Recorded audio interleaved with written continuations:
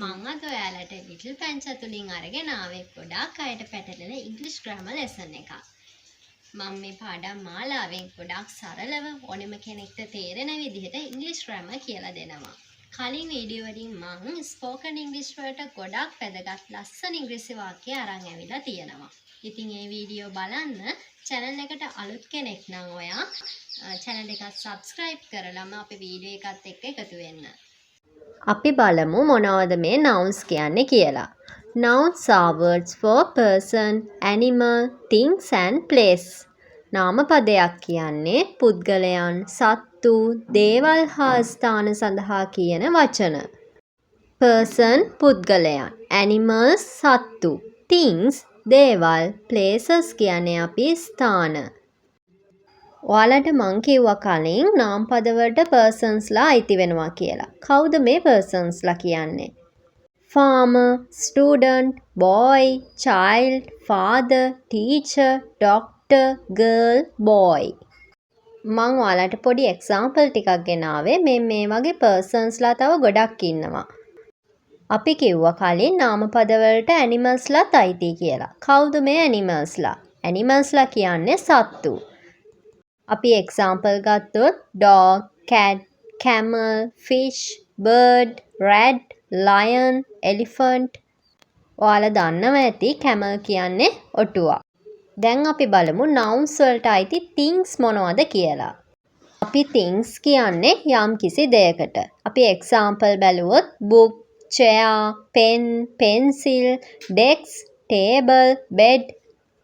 මේවා තමයි things. අපි බලමු දැන් nouns වලට අයිති වෙන places මොනවද කියලා. places කියන්නේ යම්කිසි ස්ථානයක්.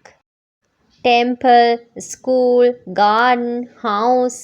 දැන් ඔයාලට තේරෙනවා ඇති nouns වලට අයිති වෙන දේවල් මොනවද කියලා. එහෙනම් ඔයාලට පාඩම තේරුණාද කියලා බලන්නත් එක්කම අපි පොඩි activity එකකට යමු. find the nouns. බලන්න මෙතන තියෙන නාමපද මොනවද කියලා. එහෙනම් මේ ඇක්ටිවිටි එක මාත් එක්කම කරමු. පැඩි ෆීල්ඩ් කියන්නේ කුඹුර. ඒ කියන්නේ ප්ලේස් එකක්. ඒ හින්දා ඒක noun එකක් වෙනවා. run කියන්නේ දුවනවා. it is a verb. ඒ කිව්වේ ක්‍රියාපදයක්. camel කියන්නේ animal කෙනෙක්. ඒ හින්දා nouns වලට අයිති වෙනවා.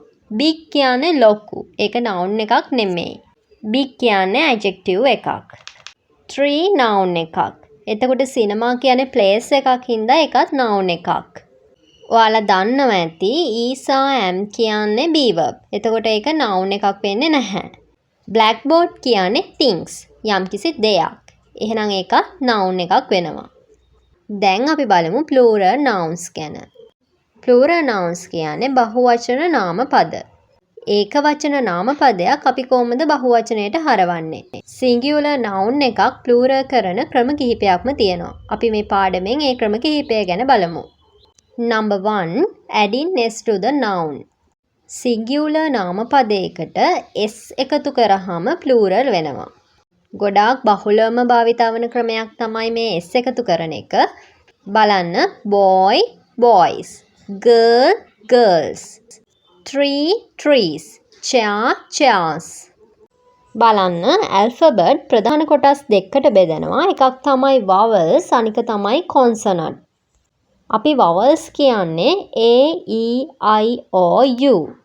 එතකොට මේ consonant කියන්නේ vowels වලට අයිති වෙන්නේ නැති සියලුම ඉංග්‍රීසි අක්ෂරවලට. දැන් ඔයාලට vowels consonant තේරෙනවා ඇති.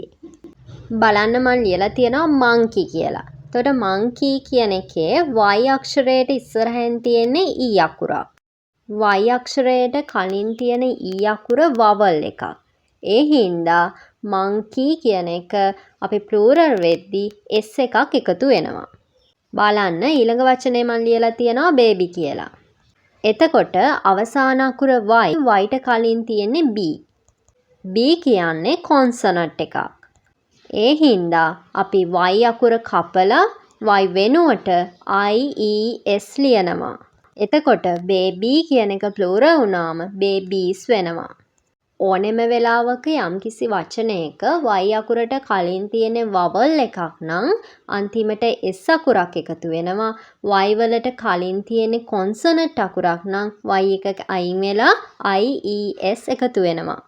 අපි එහෙනම් නාමපදයක් plural කරන දෙවැනි ක්‍රමයට යමු. adding es.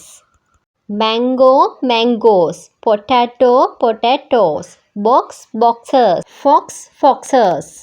බලන්න මේ නාමපදවල අන්තිමට o අකුර x අකුර තිබ්බොත් plural වෙද්දී es එකතු වෙනවා. අපි තවත් උදාහරණ ටිකක් බලමු.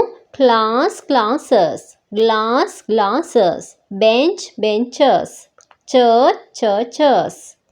මේකදි බලන්න මේ වචනවල අන්තිම අකුර double s වුණොත් ch වුණොත් අන්තිමට අපි එකතු කරලා තියෙනවා plural වෙද්දී es. අපි තවත් වචන ටිකක් බලමු. brush brushes, bus buses. එතකොට වචනයේ අන්තිමට sh වලින් අවසන් වෙනවා නම් s වලින් අවසන් වෙනවා නම් අපි plural වෙද්දී es එකතු කරනවා. දැන් ඔයාලට මතක ඇති යම්කිසි වචනයක් o x ss ch sh වලින් අවසන් වෙනවා නම් singular noun එකක් plural වෙද්දී ඒ noun එකේ අගට es එකතු කරනවා. Number 3, adding ies to the noun. බලන්න අපි ies එකතු කරන්නේ කොහොමද කියලා. puppy puppies, nappy nappies, lady ladies, city cities. ඔයාලට මතක ඇති මම ඔයාලට කලින් කියලා දුන්නා වචනයක් y වලින් අවසන් වෙද්දී y වලට කලින් තියෙන්නේ vowel එකක් නම් අගට s එකතු වෙනවා. y වලට කලින් තියෙන consonant එකක් නම් y කැපිලා ies එකතු වෙනවා. Number 4, adding vs to the noun. දැන් අපි බලමු කොහොමද නාමපදයකට ves එකතු වෙලා plural නාමපදයක් වෙන්නේ කියලා. thief thieves, calf calves, leaf leaves. බලන්න singular noun එක අගට f අකුරක් තියෙද්දි f අකුර අයින් වෙලා plural වෙද්දී ves එකතු වෙනවා. Number 5, some nouns have different singular and plural forms. සමහර singular nouns plural වෙන්නේ වෙනස්ම විදිහකට. අපි බලමු.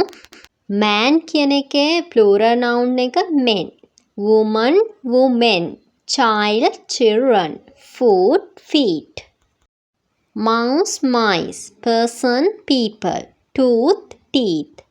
දැන් ඔයාලා දන්නවා ඇති nouns කියන්නේ මොනවද? singular noun එකක් කොහොමද plural nouns එකක් කරන්නේ කියලා. මම හිතනවා ඔයාලට අද පාඩම හොඳට තේරෙන්නේ නැති කියලා. එහෙනම් මේ වීඩියෝ එක ගැන අදහස ඔයාලා පහලින් කමෙන්ට් කරන් යන්න.